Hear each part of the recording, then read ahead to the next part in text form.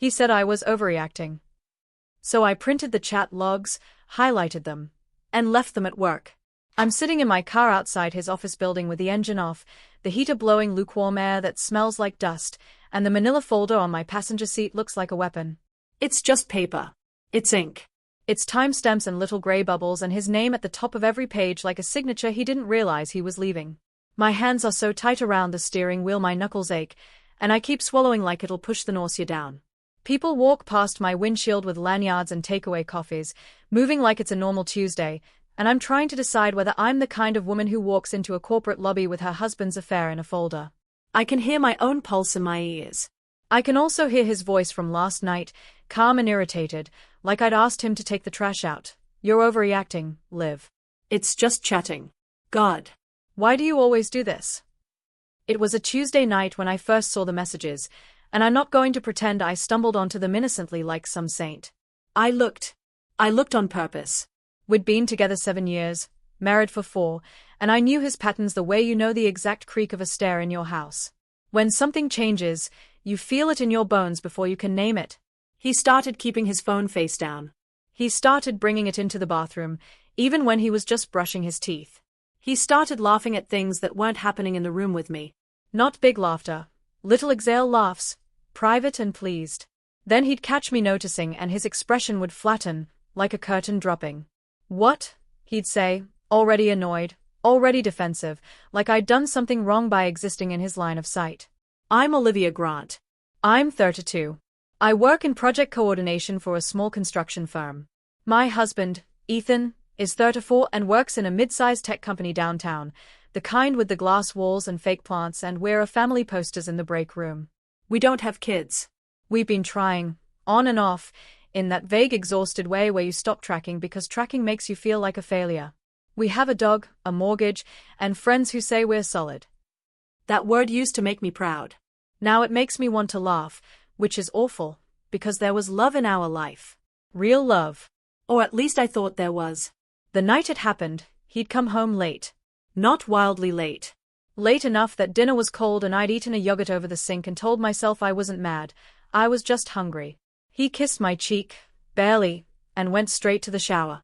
Not a normal shower. A long one. Like he needed to wash something off. The bathroom filled with steam.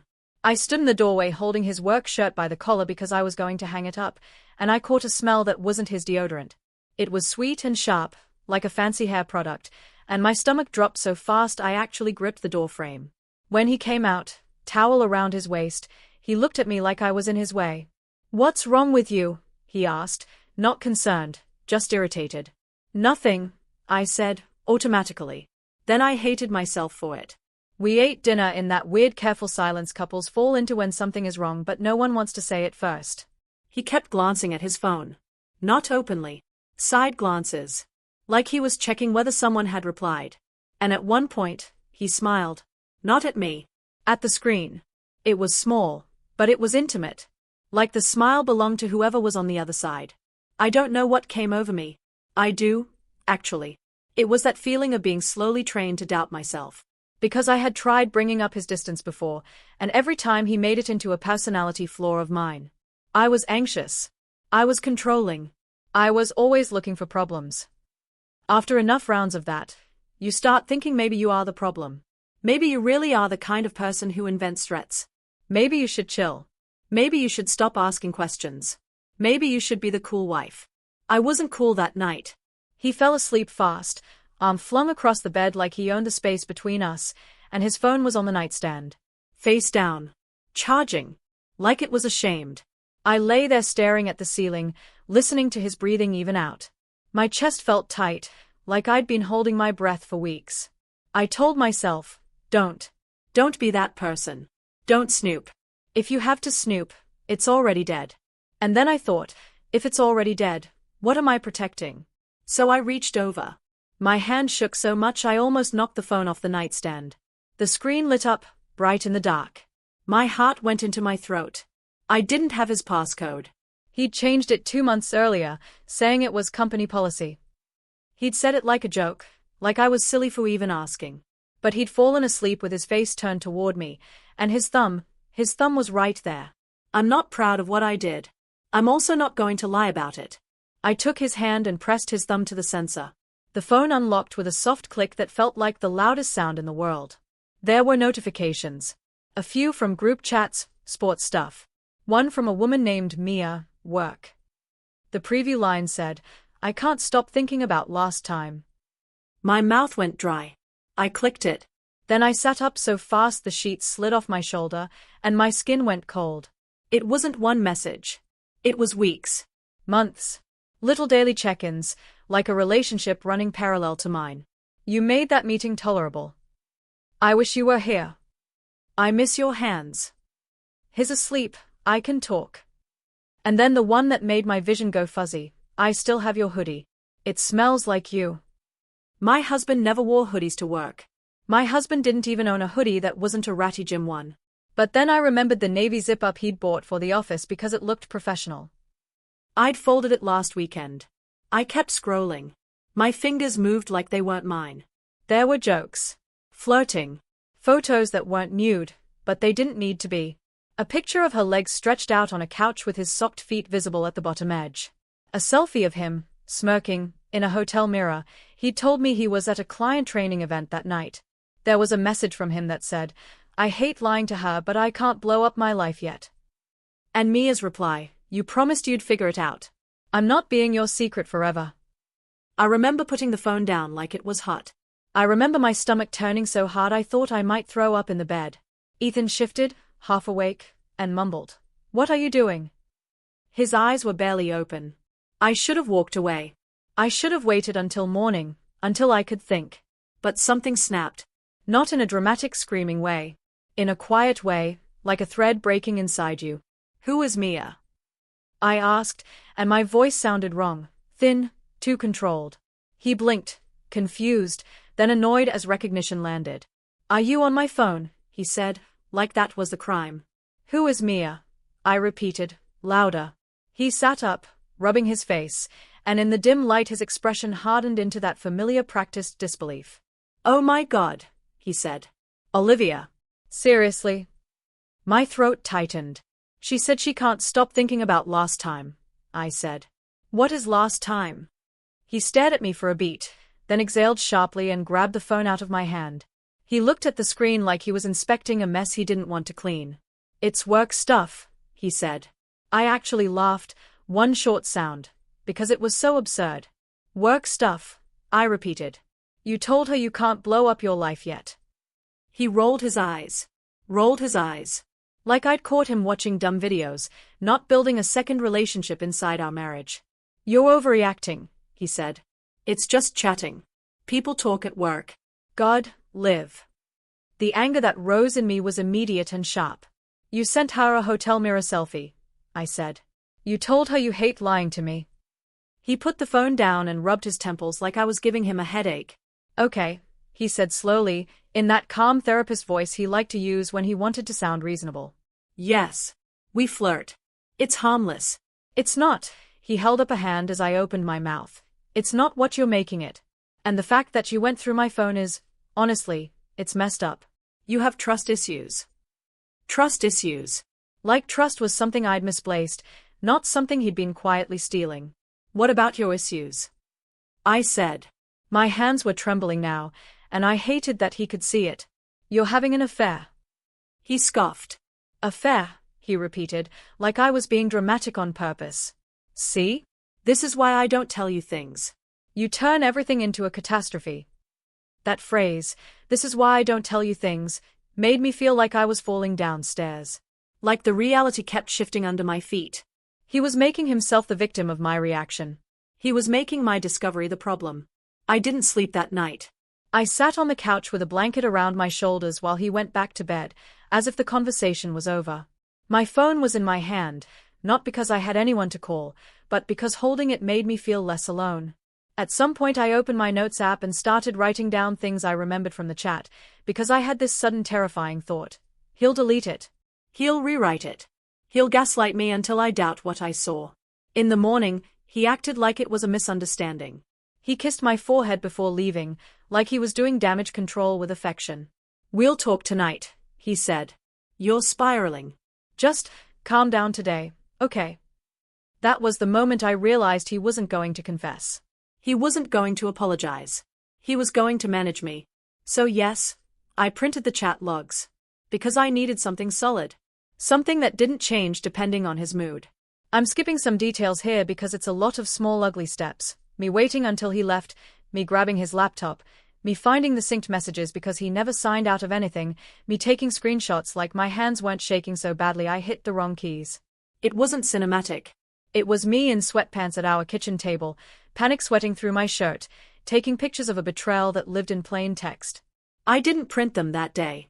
I sat with them. I stared at them. I kept rereading his words like maybe if I read them enough I'd find a sentence that meant he still loved me. I found the opposite. I found him complaining about me. About my moods. About how I was so intense lately. About how he missed when she was fun. It's a special kind of humiliation to watch your spouse narrate your flaws to someone else, like you're a character in his story, not a person. That afternoon, I called my friend Jenna and said, I think Ethan is cheating on me, and then my voice broke in the middle of the sentence because saying it out loud made it real in a way screenshots didn't. Jenna didn't say, Are you sure? She said, Where are you? I'm at home, I whispered. Okay, she said.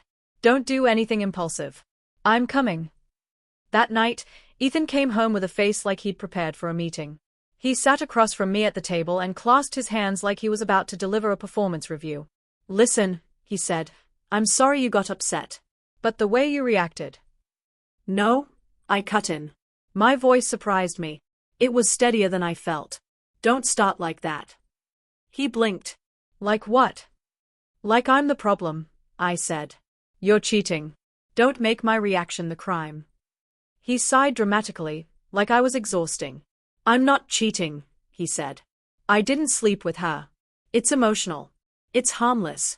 And frankly, if you weren't constantly, he waved vaguely, on my case, maybe I wouldn't need someone to talk to. That's the sentence that stayed with me. Not because it was clever. Because it was so casually cruel. He was blaming me for his betrayal without even flinching. This is where things went wrong, I said quietly, almost to myself, and he frowned like he didn't like the phrasing. What? He asked. This, I repeated, looking at him. You're not sorry. You're not even embarrassed. You're just annoyed you got caught. His jaw tightened. I'm trying to have an adult conversation, he snapped. And I'm trying to live in reality, I said. He leaned back in his chair and crossed his arms. Fine, he said. If you want to blow up our marriage over some messages, go ahead.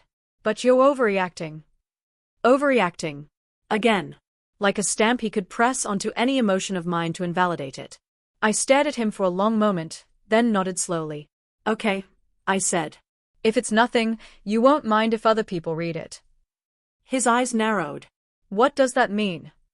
It means I'm done arguing about what's real, I said, and I stood up.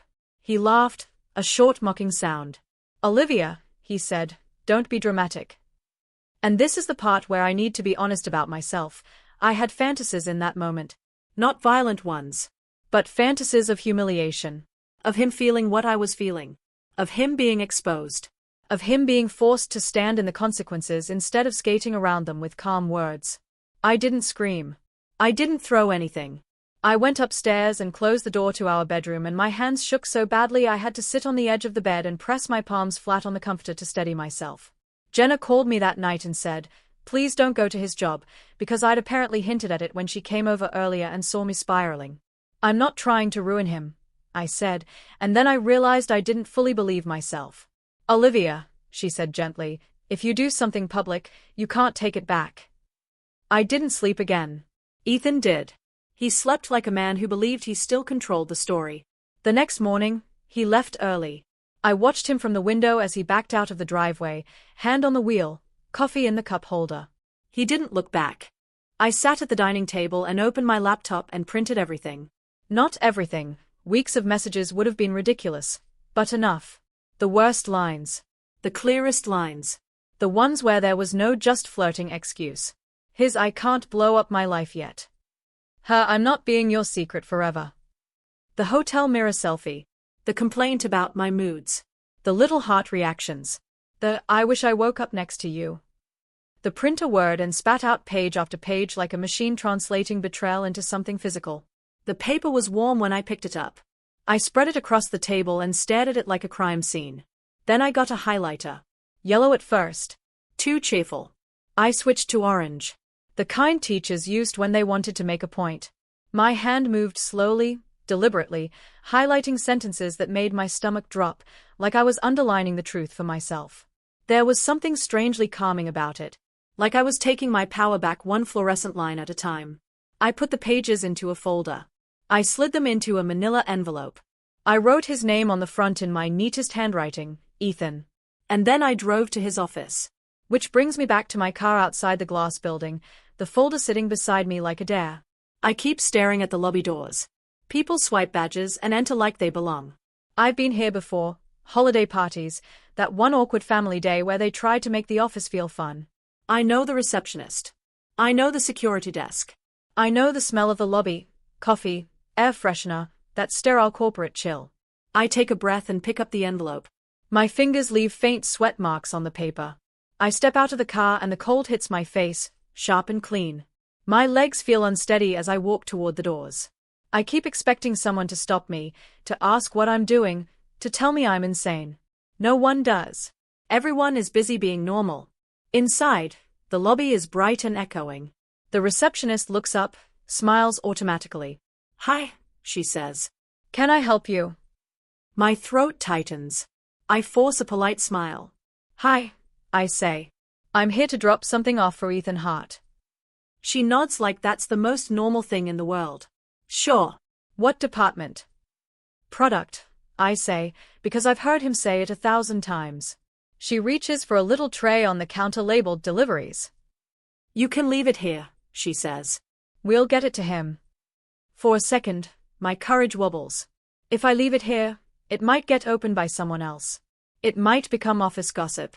It might blow up in ways I can't control. My stomach twists with that uncomfortable moral tug-of-war. I want him to hurt, but I don't want strangers reading my marriage like entertainment. "Actually," I say, and my voice comes out too tight. "Could you tell me if he's in? I just want to hand it to him." The receptionist's smile flickers, just a little. She says, "I can message him. What's your name?" I hesitate. If I say his wife, it becomes a whole thing. If I say my name, she might recognize it. She does, actually, her eyes widen slightly. "Oh," she says. "Olivia." "Right. Hi." There's a beat of silence that feels heavy. I can feel my ears getting hot.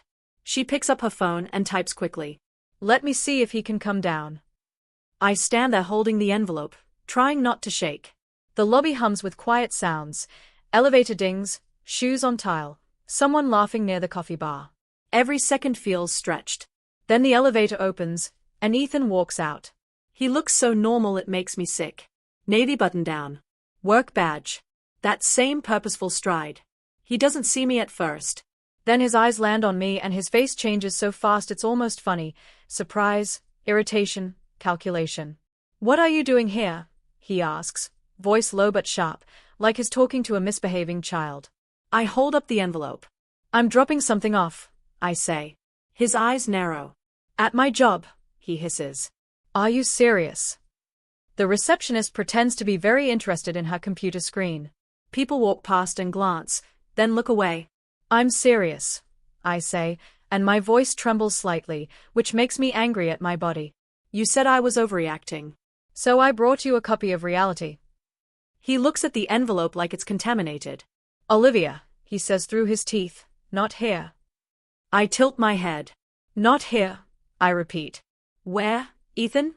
"At home, where you can talk in circles until I doubt myself again." His jaw tightens. "Give it to me," he says, reaching. I don't let go immediately. "I highlighted the important parts," I say, quietly, and I watch his eyes flick to the receptionist, then back to me. His thinking about optics. His thinking about control. His thinking about how this looks. "This is insane," he mutters, grabbing the envelope harder. "It's paper," I say. "You wrote it." He yanks it from my hand. His fingers crumple the edge slightly. He turns like he wants to walk away, then pauses, back to me, and lowers his voice even more. "You are going to regret this," he says. I swallow. My stomach is tight, but there's also this strange calm spreading through me now that it's done. No, I say. I regret believing you when you told me I was imagining things. His shoulders stiffen. He doesn't reply. He just stalks back toward the elevator, envelope clutched like a threat. I stand there for a second, hands empty, feeling both lighter and hollow. The receptionist finally looks up, her expression carefully neutral, but her eyes sympathetic. Which makes me want to cry and also makes me want to disappear. I walk out of the building and back into the cold air, and the second the door shuts behind me, my legs start shaking. I sit in my car, slam the door, and press my forehead to the steering wheel. My breath comes out in short bursts. It's done. I did it. And now I have no idea what the fallout will be. Ethan didn't come home that night. He texted, staying at Mark's. You crossed a line. I stared at that message so long my vision blurred. Crossed a line. Like he hadn't crossed 100. Like printing his words was worse than writing them. I didn't respond right away. I called my sister, Nora, instead. She answered on the second ring, and the second I heard her voice, something in me broke. Hey, she said. Liv? What's wrong? I tried to speak, but my throat tightened. I ended up saying, he's cheating, in this flat voice that didn't feel like mine. There was a pause, then Nora's voice softened. Okay, she said. Okay. I'm coming. When she got to my house, she didn't ask for details first. She just hugged me so hard my ribs hurt. I stood there, face pressed into her shoulder, breathing in her shampoo, and felt this mix of shame and relief. Shame that my marriage was failing in this humiliating way. Relief that someone was finally treating it like something real, not a spiral. We sat at the kitchen table, the same table where I'd highlighted his betrayal, and I told her everything, finding the messages, confronting him calling me overreacting, the printing, the lobby. Nora listened, jaw tight. He's angry you embarrassed him, she said when I finished. Not that he hurt you. I nodded, throat tight. I know. The next day, Ethan came home mid-afternoon, not even looking at me as he walked in. He headed straight to the bedroom. I followed, heart pounding. He was sitting on the edge of the bed with the envelope open beside him, pages scattered like fallen leaves. The highlighted lines glowed obnoxiously bright. He looked up at me, eyes cold. Happy? He asked. Something about that word, happy, made my stomach twist. No, I said. I'm not happy. He scoffed. You wanted to make me the bad guy, he said. Congratulations. People at work think I'm a monster now. You are the bad guy, I said, and my voice shook but I didn't take it back. You cheated. You lied. You blamed me. I didn't cheat, he snapped automatically, but his eyes flicked to the page with the hotel selfie. I pointed at it. What do you call that, Ethan? He clenched his jaw. It was stupid, he said finally. It was flirting. It got out of hand. And the hotel? I asked quietly. The client training event? His silence was the answer. My chest tightened so hard it hurt. I sat down on the dresser chair because my legs felt weak.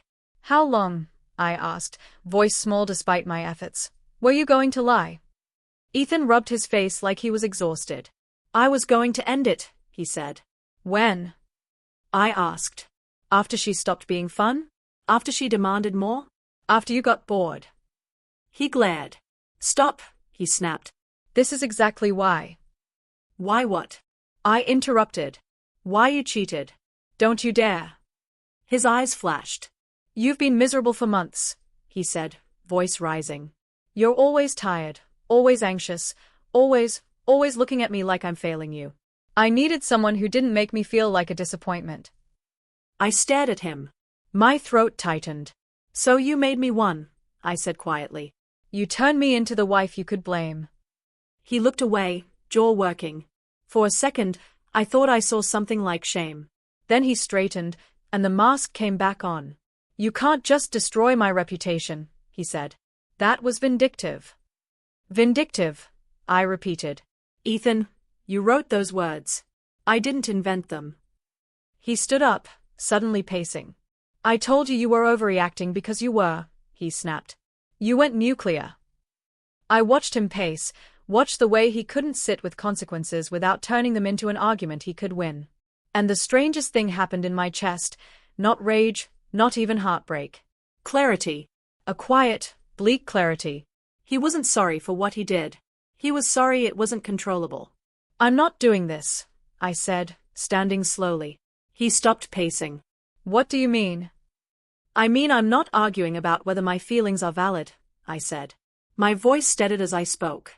I'm not defending my reality to the person who created the lie. His eyes narrowed. So what, you're leaving? He asked, voice mocking. You're going to throw away our marriage because you decided to snoop and freak out. I felt my face heat. You're still doing it, I said softly.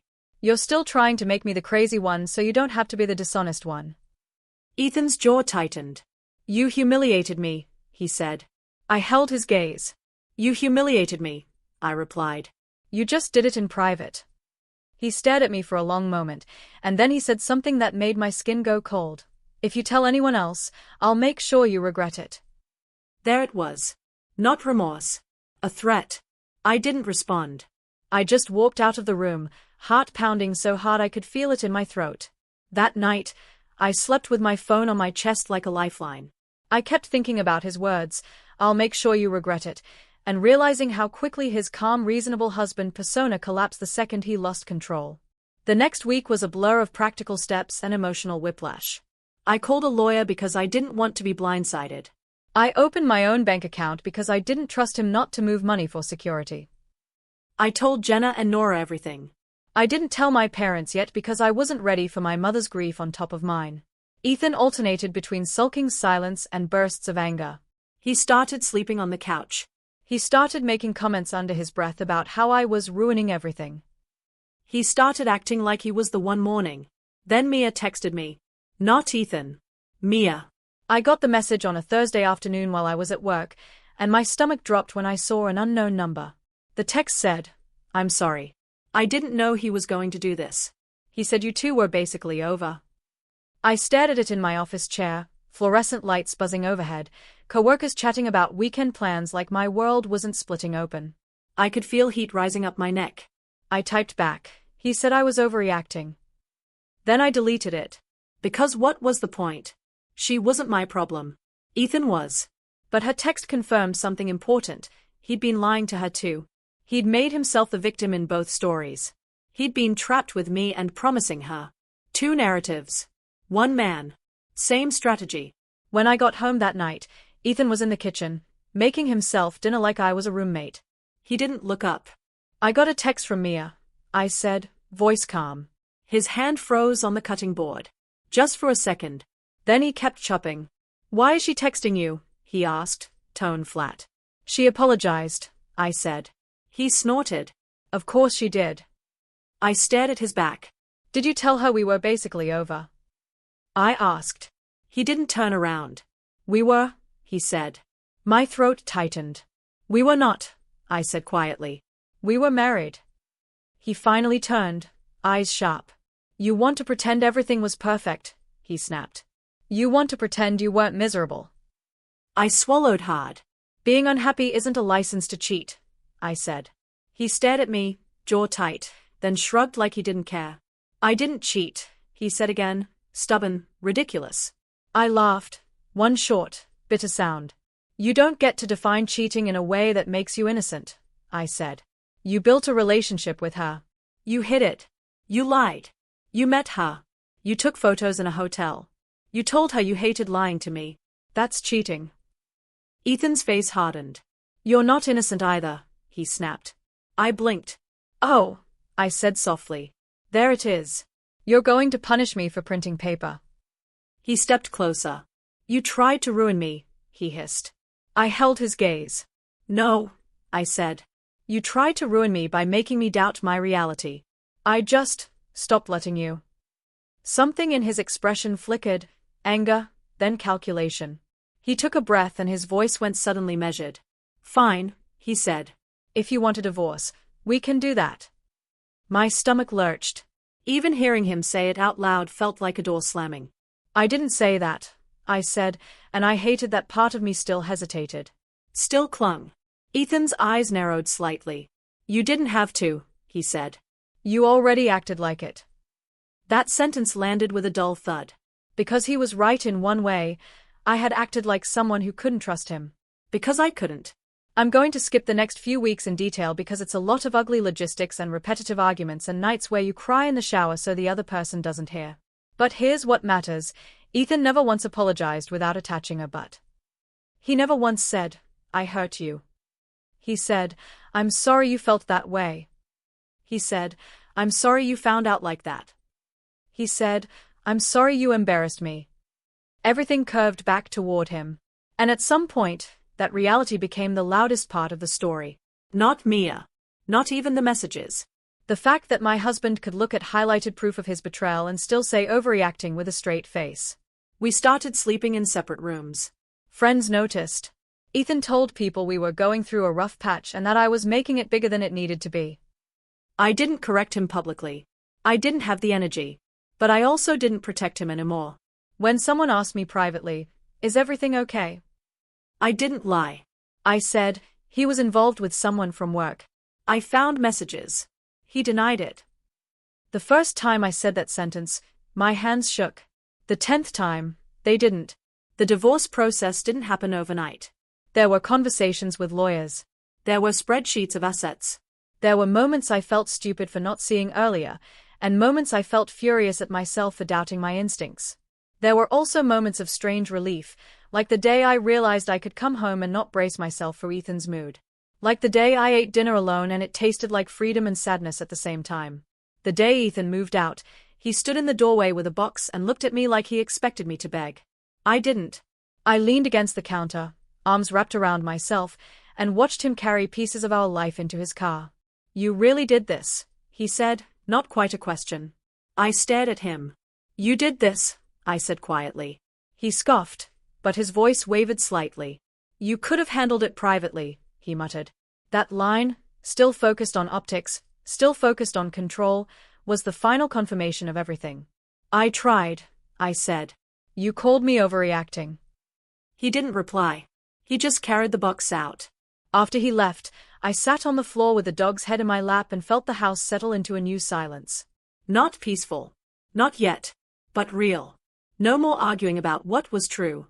Sometimes I think about that moment in the lobby, the receptionist's polite smile, Ethan's sharp whisper, the envelope in my hand. People will have opinions about it. Some will say I went too far. Some will say I should have done worse. But the part that sticks with me isn't whether it was right. It's why I did it. I did it because he was rewriting reality in real time, and paper doesn't let you do that. Paper doesn't smirk and tell you to calm down. Paper doesn't roll its eyes. Paper just sits there and says, "This happened. You're not crazy. You're not overreacting. You're reacting to something real." And that's what I needed more than revenge. I needed reality that couldn't be edited. Thanks for watching. If you've ever had someone tell you you were overreacting while they were actively betraying you, whether it was cheating, lying, hiding money, or spinning a story to make you doubt yourself, share your story in the comments. I read them, and I think it helps to know you're not the only one who had to print the truth just to be believed.